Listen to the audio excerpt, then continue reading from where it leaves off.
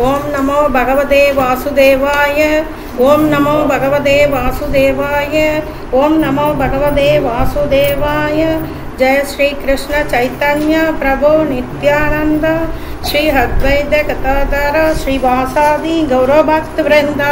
हरे कृष्णा कृष्ण कृष्ण हरे हरे, हरे राम राम राम हरे हरे। हरे कृष्णा कृष्ण कृष्ण हरे हरे, हरे राम राम राम हरे हरे। हरे कृष्णा कृष्ण कृष्ण हरे हरे, हरे राम राम राम हरे हरे। श्रील प्रभुपाद की जय।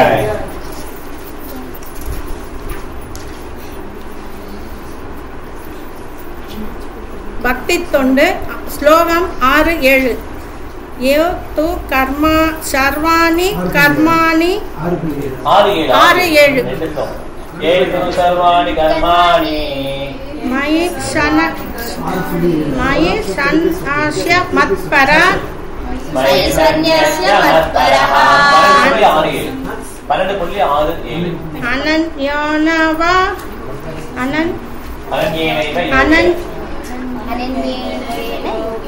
अनन्येन योगेन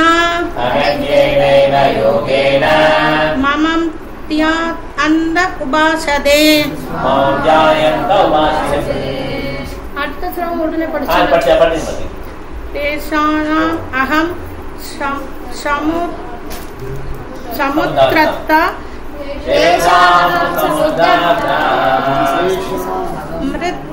மிருத்யுஷா சம்சார சாகர பவாமி ந சிராத்பாதா மய வேஷித சேதாசாம்।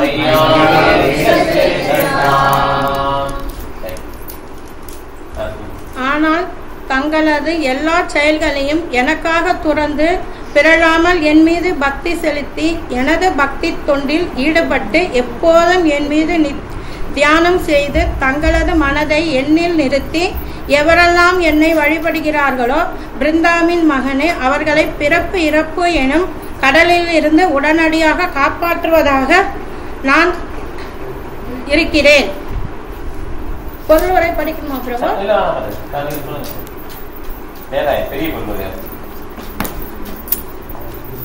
இது என்ன சொல்றாங்கன்னா, எந்த செயலை செஞ்சாலும் நம்ம பகவானை மையமா வச்சு செய்யணும். தனக்காக எனக்காக செய்யறேன், சமைக்கிறேன், எனக்காக ட்ரெஸ் எடுத்துக்கிறேன், அந்த மாதிரி செய்யாம பகவானை நினைச்சு பகவானுக்காக இந்த செயலை செய்யறேன், பகவானுக்காக பிரசாதம் பண்றேன், பகவானுக்கு இந்த ட்ரெஸ் போட்டா நல்லா இருக்கும், அழகா அலங்காரம் பண்ணா, அதனால பகவான் சேவையே செய்யணும் எப்பவும் அப்படின்றாங்க. இதுக்கு முன்னாடி ஸ்லோகத்துல அர்ஜுனா கேட்கிறாரு பகவான் கிட்ட, உருவத்தை வழிபடுவது சிறந்ததா அருவத்தை வழிபடுவது சிறந்ததான்னு முன்னாடி ஸ்லோகத்துல கேட்டாரு. அது பகவான் சொல்றாரு, உருவத்தை வழிபடுவதை விட அருவத்தை வழிபட உருவத்தை வழிபடுவதுதான் சிறந்தது அப்படின்னு சொல்லி இருக்காரு. அதுக்கப்புறம் இந்த ஸ்லோகம் வருதுன்னு பிரபு.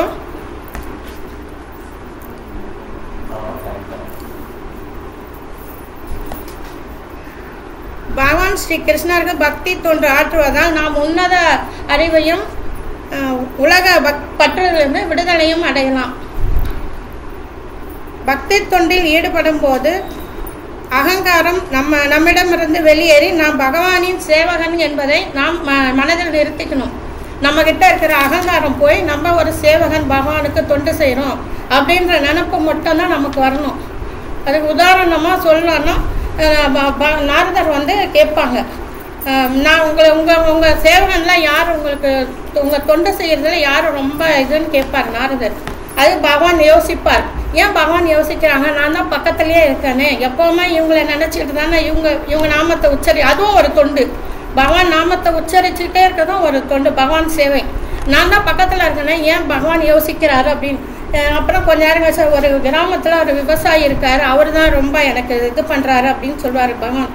இவர் நான் தான் உங்ககிட்ட இருக்கேன்னா, இல்லை நீங்கள் அவரை போய் பாருங்கள் அப்படின்னு சொல்லுவாங்க. இவர் போய் நாரதர் போய் அவங்க அந்த விவசாயிக்கு தெரியாமல் அங்கே ஒரு இடத்துல மறைஞ்சு இருந்து அவர் காலையிலேருந்து நைட்டு வரைக்கும் எப்படி இருக்காருன்னு பார்ப்பார். அவர் அப்படி அவரை வாட்ச் பண்ணுவார் ஒரு நாள் ஃபுல்லாக. அப்படி வாட்ச் பண்ணும்போது அவர் ஒரு நாளைக்கு 10 தடவை 12 தடவை பகவான் நாமத்தை உச்சரிப்பார். பகவான்கிட்ட நாரதர் கேட்பாங்க, அவர் 10 தடவை பண்ண நான் உங்களுக்கு நாள் ஃபுல்லாக ஒரு நிமிஷம் தராமல் உங்கள் நாமத்தை தான் நான் இது சொல்லின்னு இருக்கேன், நீங்கள் என்ன சொல்லாமல் அவரை சொல்லியிருக்கீங்க. இப்போ ஒரு பாத்திரத்தில் எண்ணெய் கொடுத்து இதை சுற்றி எடுத்துகிட்டு வாங்க, ஒரு துளி சிந்தக்கூடாது அப்படின்னு பகவான் சொல்லுவார். சுற்றிட்டு வாங்க. அதை சுற்றி கொண்டு வந்து கொடுத்தா ஒரு துளி கூட சிந்தலை, இதெல்லாம் அப்படியே கொண்டு வந்திருக்கேன். சரி சந்தோஷம், ஆனால் நீங்கள் இன்றைக்கி நாமத்தை எத்தனை வாட்டி உச்சரிச்சிங்க அப்படின்னு கேட்பாங்க. அச்சுச்சா மறந்துட்டனே அப்படின்வாங்க. அப்போ ஒரு சின்ன ஒரு இது ஒரு நாளைக்கு உங்களால் உச்சரிக்க முடியல. அவங்க பௌதீக வாழ்க்கையிலேருந்து இவ்வளோ கஷ்டங்கள்லையும் இருந்து என்ன நினைக்கிறாங்க, அப்போ அவங்க தானே சிறந்தவங்க. ஆனால் நாரதர் சிறந்தவர் தான், நம்மளை எல்லாரை விட அது தெரியும் பகவானுக்கு. நமக்கு ஒரு பாடம் புகட்டணுன்றதுக்காக ஒரு ட்ராமா காட்டுறாரு பகவான். அவரோட இது நம்ம அவர் இடத்துக்கு நம்ம போக முடியாது. நாரதர் இடத்துக்கு அவர் மகாமுனி, அவர் மகா பெரிய பகவான், அவர் தொண்டு செய்கிறவர். அவர் இடத்துக்கு நம்ம போக முடியாது. நாரதர் இடத்துக்கு இருந்தால் நமக்காக ஒரு இது காட்டுறாங்க பகவான். இவ்வளோ பௌதிக இதில் கஷ்டங்கள் இருந்தாலும் ஒரு தடவையாவது நினைக்கிறாங்க, கம்மியாக நினச்சாலும் என்ன நினைக்கிறாங்க, பகவான் இதுவும் நினச்சிக்கிட்டே இருக்கணும் எப்போவும் அப்படின்றதுக்காக ஒரு உதாரணம் கொடுக்குறாரு. அதாவது அகங்காரம் வரக்கூடாது, நான் பகவான் தான் கடவுள், பரமாத்மா, இந்த பிரபஞ்சத்துக்கே பகவான் ஒருத்தர், நாம் அவருக்கு சேவைன்ற நமக்கு அந்த எண்ணம் வரணும். நான் தான் தொண்டு நான் இதை பகவானுக்காக இதை செய்கிறேன், நான் அதை செய்கிறேன் அப்படின்னு இருக்கக்கூடாது அப்படின்னு. அப்புறம் நம்ம இந்த பௌதிகத்தில் நம்ம ரொம்ப இதுவாக இருக்கிறதுனால இந்த தியானம் யோகம் இதெல்லாம் நம்மளால் பண்ண முடியாதுன்றதுக்காக சைத்தன்ய மகாபிரபு நமக்கு அவதாரம் எடுத்து கலியுகத்தில் ஹரே கிருஷ்ணா மகா மந்திரத்தை நமக்கு சொல்லியிருக்காங்க. இதை நம்ம ஈஸியாக செஞ்சு நம்ம இந்த பௌதிகத்திலேருந்து விடுதலை அடையணும் அப்படின்னு பிரபுப்பா சொல்கிறாங்க. அப்புறம் அடுத்த இதில் பிறப்பு இறப்பு என்னும் கடல்ல இருந்து பகவானே நம்மளை காப்பாத்துறன்றாரு. என்ன சரணடை, உன்னோட கவலையெல்லாம் எதை பற்றியும் நீ யோசிக்காத, என்ன சரணடை, என்னோட திருப்பாதத்தில் சரணடைஞ்சின்னா உன்னை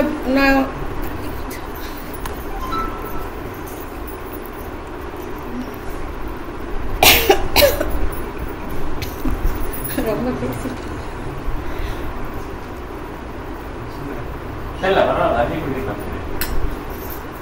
என்ன சரணடைஞ்சா பிறப்பு இறப்பு என்ன இந்த கஷ்டத்துலேருந்து உன்னை நானே விடுதலை செய்வேன் அப்படின்னு சொல்கிறாங்க.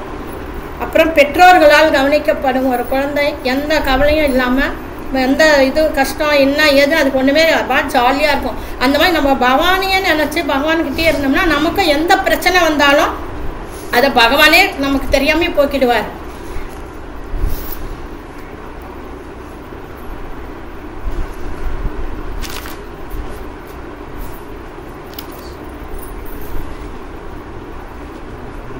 மறுபடியும் நமக்கு அதை தான் சொல்கிறாங்க. அடுத்த ஸ்லோகத்துலையும் அதே தான் சொல்கிறாங்க. ஹரே கிருஷ்ணா மகா மந்திரத்தை உச்சரிக்க சொல்கிறாங்க. இந்த கலியுகத்துக்கு அதான் இருந்து பக்திக்கு உதவும் விஷயங்கள்னா நம்ம பக்தியில் செய்யணும், நமக்கு உற்சாகம் தானாக வந்துடும். இதை செய்யணும் அதை செய்யணும், பகவானுக்கு பிரசாதம் இந்த பிரசாதம் செஞ்சு வைக்கலாம், அந்த பிரசாதம் செய்யலாம், நமக்கு பகவானுக்கு பிடிக்கும் அப்படின்னு அது மாதிரி உற்சாகம் வரும். பகவானுக்கு இந்த மாலை கோத்து போட்டால் அழகாக இருக்கும், இந்த மாதிரி ட்ரெஸ் போட்டால் நல்லாயிருக்கும் அப்படின்னு அந்த இதெல்லாம் நமக்கு அந்த மாதிரி உற்சாகம் பகவான் சேவை செய்கிறதுல வரும், உற்சாகம் வரும். தன்னம்பிக்கை நம்பிக்கையும் வரும் பகவான் எடுத்த மேலே மேலே நமக்கு.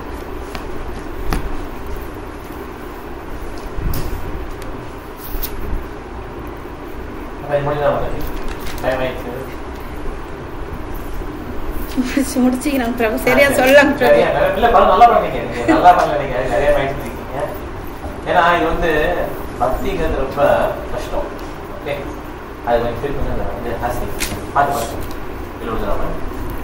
இந்த பக்திங்கிறது ரொம்ப கஷ்டம். ஏன்னா ஏத்து சர்வாணி கர்மாணி மை சந்நியசமத்பாகம் எப்பயுமே கிருஷ்ணன் நினைச்சிட்டே இருக்கணும். அது நம்ம சொல்றதுதான் ஈஸி, நினைக்கிறது கஷ்டம். அதனாலதான் பிரபா என்ன சொல்லலாம், ஒவ்வொரு இடத்துலையும் நமக்கு ஹெல்ப் பண்றாரு. நமக்கு என்ன திறமை இருக்கோ அதை யூஸ் பண்ணி. சில பேருக்கு என்ன திறமை இருக்கும், கம்ப்யூட்டர், அதுலேயே கிருஷ்ணன் பார்க்கணும். சில பேர் குக்கிங், குக்கிங்லேயே குக்கிங்னா ரொம்ப டாப் மோஸ்ட். கிருஷ்ணருக்கு விதவிதமாக பண்ணி எல்லாருக்கும் பிரசாதம் கொடுக்கலாம். சில பேர் என்ன திறமையான மேனேஜராக இருப்பாங்க. அதில் அது வரும். நீங்க அப்படி வராது. அதாவது நீங்க எப்பயுமே கிருஷ்ணன் நினைச்சிட்டே அப்படி நினைக்க கூடாது. எண்ட் ரிசல்ட் கிருஷ்ணனுக்கு இருக்கும். இப்ப எப்பயுமே கிருஷ்ணன் நினைச்சிட்டே பண்ணது என்ன அர்த்தம்னா, இந்த ஆக்டிவிட்டி பில்டிங் கட்டுறீங்க, பில்டிங் கட்டும்போது யார் நாத்துக்கு வருவா? பில்டிங் கான்ட்ராக்டரு, அந்த சித்தாளு, வேலையாளி, இதுதான் நாத்துக்கு வரும். கிருஷ்ணன் நாத்துக்கு வர மாட்டார். ஆனாலும் அது கிருஷ்ணருக்காக பண்றதுனால அது கிருஷ்ண கான்சியஸ் தான். நீ குக் பண்ணும்போது மாதாஜி குக் பண்ணான்னு வச்சுக்கோங்களேன், கிருஷ்ணன் நினைச்சு பண்ணா உப்பு போட்டாங்களா இல்லைன்னு தெரியாது. அதுல உப்பு கரெக்டா போட்டு எல்லா காம்பினேஷன் கரெக்டா பண்றதுலாம் கவனம் இருக்கும்.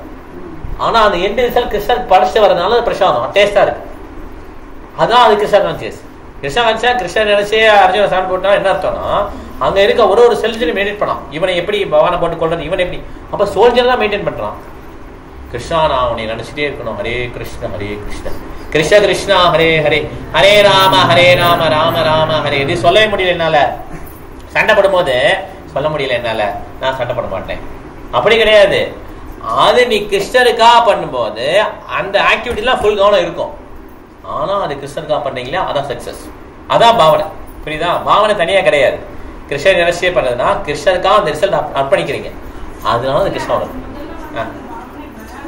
ஆமா, போக போக அது வந்துடும். அர்ஜுனனுடைய பண்ண அது வந்துடும். கரெக்ட். ஓகே.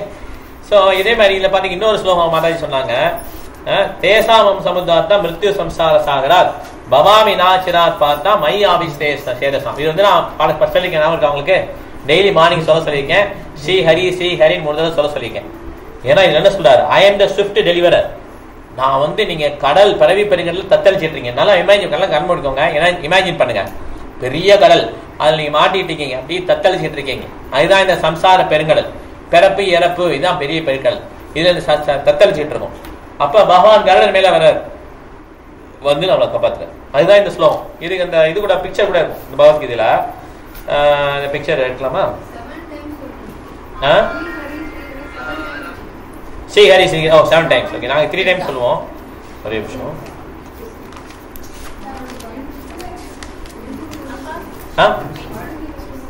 அந்த இது போட்டாங்க பாருங்க, அதான். எத்தனை பக்கம் அது வேறையா? ஓகே, அதுல அந்த அந்த பிக்சர் தான். ஓகே, இந்த இருக்காரு பாருங்க, இந்த கடல்ல தத்தளிக்கிறார் இல்லையா, பகவான் காப்பாத்துறாரு.